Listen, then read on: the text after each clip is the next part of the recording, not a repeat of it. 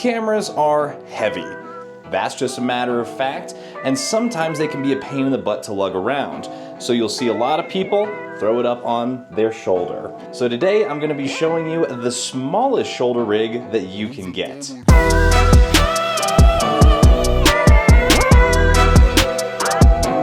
So my main gripe with shoulder rigs is just how big the actual rigs are. We already have a big camera, or if you have a small camera, it's even worse, because it makes it so large. So they tend to need their own carrying case, or you have to pack it up in something extra big so it just takes up extra space, and generally you might leave it at home because of that. And at the end of the day, I'm trying to make a system that works for me so that I have no excuses to leave anything at home. So the first reason to go with the system that I have is simplicity. There are only 3 pieces to make this shoulder rig work with your camera. The first piece of gear you're gonna need is what's called a VCT shoulder plate. Basically, it's a VCT style tripod mount with a shoulder pad in the middle, and then it has mounting points on the top for your camera to sit on. The second piece of gear is gonna be a nice solid handle with an airy rosette on the side of it. And the last piece you'll need to make this entire system work with your camera is simply a magic arm. Now let's start with the first piece, which of course is that VCT shoulder pad. The VCT system is something that Sony developed, and basically it allows you to have a shoulder pad attached to your rig, and then this interfaces, as well as this, with a VCT style tripod plate. Now, I'm not using that style of tripod plate. I'm using a Manfrotto plate that's compatible with my system, and that's why I like this particular plate, because you undo one lever, push a button, and slide it out, and it is a Manfrotto 502 plate that comes on this small rig shoulder pad. This will be mounted on my camera at all times, and then I can switch between the shoulder rig, slide it off, right onto the tripod, and so on and so forth. The next reason that I chose this is going to be because of the airy rosettes on the side. Now, I took a lot of inspiration from Mr. Luke Forsyth. He has an FX9 that has built-in airy rosettes on each side of the camera, and I loved how simple his setup was because he really doesn't even need a shoulder rig. He just throws a handle on the side, moves the monitor, and calls it a day. Now, of course, I'm shooting on an R5C with a Cineback, and there are no airy rosettes on there. So this kills 2 birds with 1 stone. It has the airy rosette there, and then it has a nice comfortable shoulder pad with adjustment so I can get it perfectly balanced on my shoulder. So to get a little more in depth on number 2, the handle, I also got some inspiration from Mr. Forsyth. He is a big fan of the Shape arms. Now, Shape is a Canadian company, and they build extremely high quality, very durable handles for cameras. You'll see right here is the other side of an airy rosette. That's where we're gonna mount it to the small rig shoulder pad. Now, the benefit of the Shape handles is not only just how absolutely insanely strong they are, but how quick they are to adjust. They have a patented locking system where you push a button and then you can rotate it 360 degrees. And then there are basically the same locking teeth that you would find in an airy rosette right in here that allow you to lock it in any position. Let's get that installed. So you just match up the airy rosettes and the airy rosettes, set the angle where you'd like the arm to sit, and then just tighten it with the thumb screw, and you'll twist it out of place. From there you can see the whole rig is basically built out. We can adjust the angle, so we can throw it up on our shoulder and have all the adjustment that we could need and all the strength that we need. This combo already solves my biggest problem, which is that shoulder rigs are big, bulky, and they just take up too much space. This right here is super easy to fold up. 2 buttons. You get everything nice and straight. You have a super, super thin and not a crazy wide, plus of course you can just take that off with 1 screw if you wanted to. But it packs down extremely thin, so you can fit this in most bags and not take up too much space. Plus it is just, I mean, insanely rigid. Now that we have the shoulder rig actually built up, it's time to move the monitor. Because of course, if this is up on our shoulder, we can't exactly see our framing, so we gotta move this to be in front of our face. Start by disconnecting the battery, remove your microphone and your side handle, and then remove your monitor. Ditch the top handle. Now that the camera is stripped down to its basics, it's time to grab that magic arm that I mentioned at the beginning.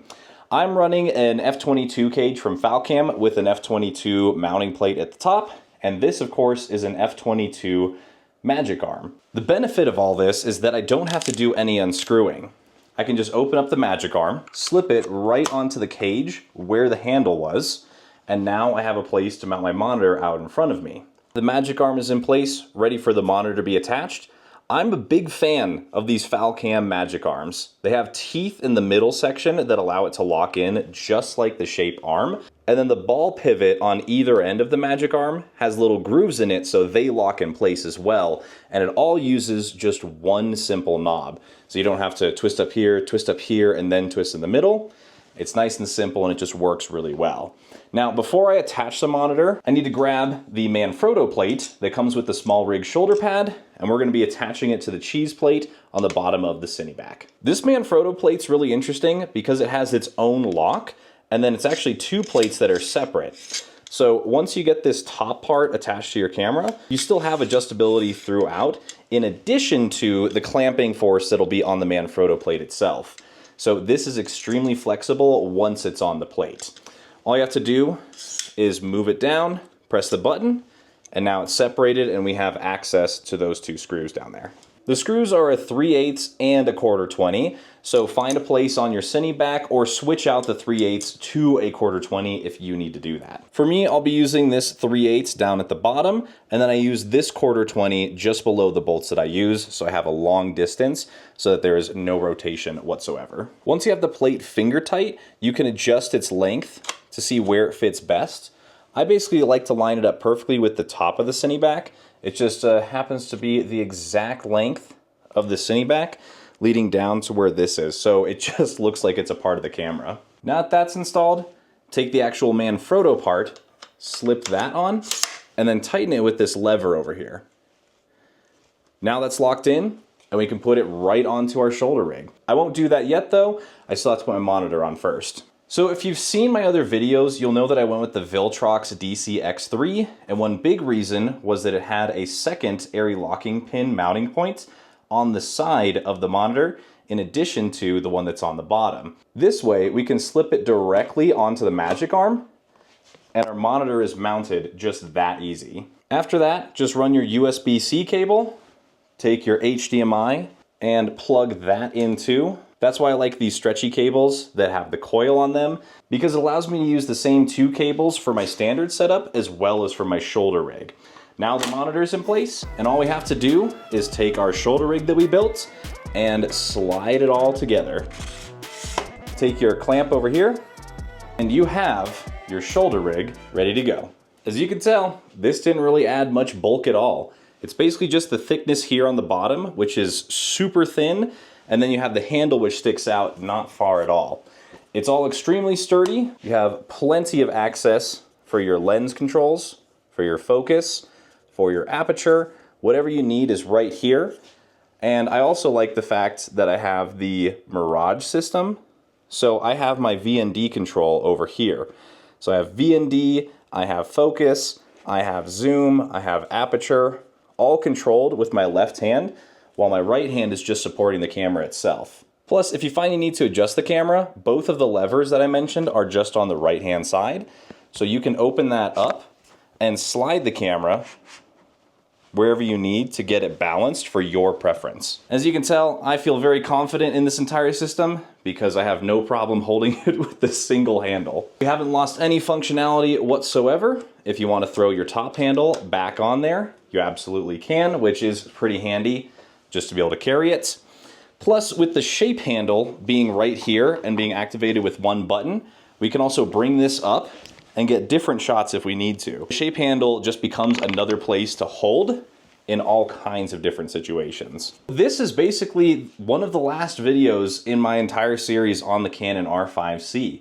So you can tell it's built out the way that I want it. I have a nice shoulder rig that's small, easy, compact, and strong. That's key.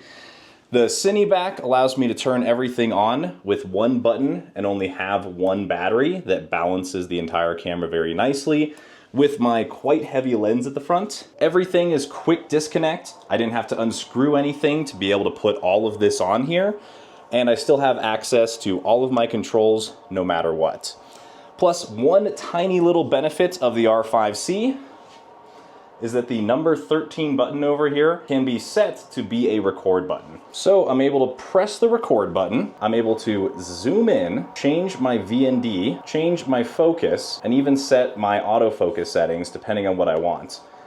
I can see all of that through this monitor, which has a sunshade and adjustable brightness with just the swipe of a finger.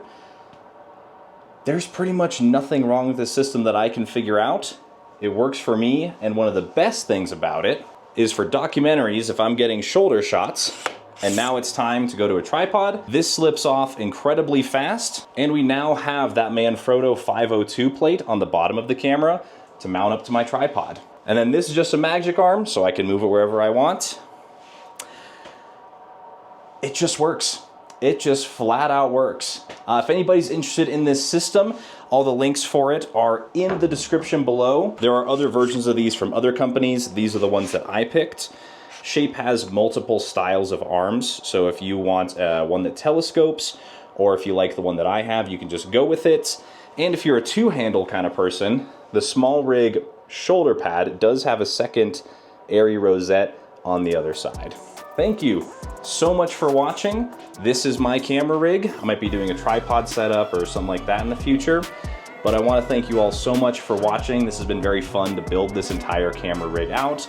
It's extremely functional. It works very well in the real world, and I can't wait to shoot just so many more things with it. So, thank you so much for watching, and as always, have a good one.